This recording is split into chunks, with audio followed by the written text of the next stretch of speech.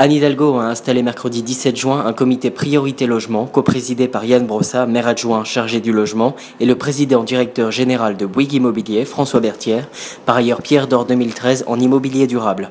L'occasion pour de nombreux professionnels de l'immobilier de signer une charte antispéculative afin de maîtriser la surenchère du foncier à Paris. Les détails avec la maire de la capitale, Anne Hidalgo. Bien sûr, la question du prix des logements est une question clé. Nous savons que nous, collectivités, nous avons un impact sur le prix. Ça, vous nous l'aviez dit, hein. Vous êtes un certain nombre à nous avoir souvent alertés sur la logique qui était la nôtre, notamment sur la production de logements dans les ZAC, avec la revente de charges foncières qui, bien sûr, pour permettre dans l'équilibre, dans le modèle économique qui était le nôtre, de produire des logements sociaux et des équipements, de revendre très cher des charges foncières et donc d'avoir un impact négatif sur le prix de l'immobilier à Paris. Nous ne sommes pas les seuls acteurs ayant un impact négatif sur l'immobilier.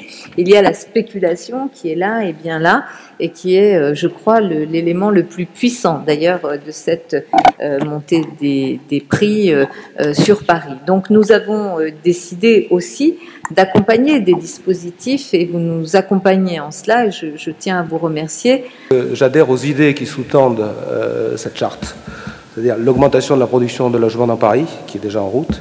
Deuxièmement, le fait qu'elle ne se fasse pas exclusivement avec du logement social, mais qu'elle implique toute la chaîne du logement et en particulier les promoteurs privés. Troisièmement, éviter la spéculation et la hausse des prix du terrain. De toute manière, je ne cesse de répéter, il ne faut cesser de répéter que les promoteurs qui sont des industriels n'ont pas intérêt à ce que les prix augmentent, n'ont pas intérêt à la spéculation sur les prix, et ça serait complètement stupide.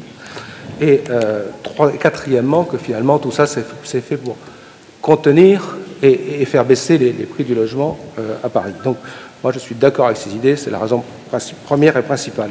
La deuxième, c'est que je suis d'accord avec la méthode. Je pense que vous avez parlé de confiance, vous avez parlé de concertation et évaluation. Je trouve que ça n'est pas si fréquent qu'une collectivité locale accepte de contractualiser avec des privés, ni même, et encore moins qu'elle accepte de se soumettre à l'évaluation d'un comité dans lequel il n'y a pas seulement des fonctionnaires municipaux. Et donc, je trouve que et nous savons bien dans les sociétés privées, et même d'ailleurs dans les sociétés publiques, qu'il n'y a pas de progrès sans mesure et sans évaluation, et que sinon on n'y arrivera pas. Alors, donc c'est pour ces deux raisons que j'ai accepté de m'impliquer dans ce sujet. Alors maintenant, sur la méthode de travail, je n'ai pas réfléchi, c'est effectivement pas simple, il faudra qu'on en discute ensemble. Il ne faut pas non plus être naïf, c'est-à-dire que le diable est dans les détails, même parfois Dieu, mais le diable surtout. Et il faudra effectivement, il y a certainement des sujets sur lesquels il faudra travailler, en particulier sur la baisse des prix de vente.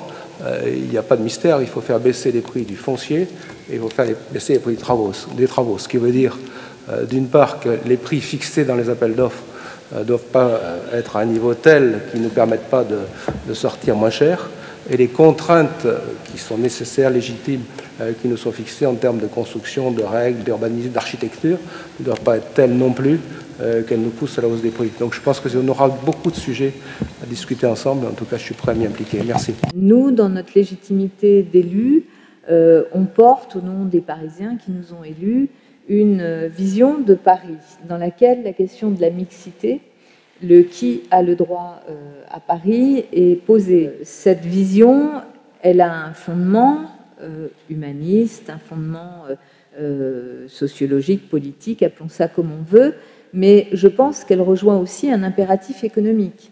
C'est-à-dire une ville dans laquelle les habitants qui peuvent y vivre ne sont pas ceux qui la font vivre et qui y travaillent, c'est un problème majeur. Ce n'est pas une ville dans laquelle, y compris d'un point de vue économique, la rentabilité des investissements peut être prouvée. Ce sont des équilibres extrêmement fragiles, des villes très fragiles qui acceptent la spéculation ou que la ville n'appartienne pas à ses habitants. Donc on est dans quelque chose qui n'oppose pas les modèles économiques, les logiques de marché et les modèles économiques qui sont ceux du secteur privé et le modèle, entre guillemets, politique dans lequel nous nous inscrivons au nom des Parisiens qui ont souhaité qu'on porte cette vision-là pour leur ville.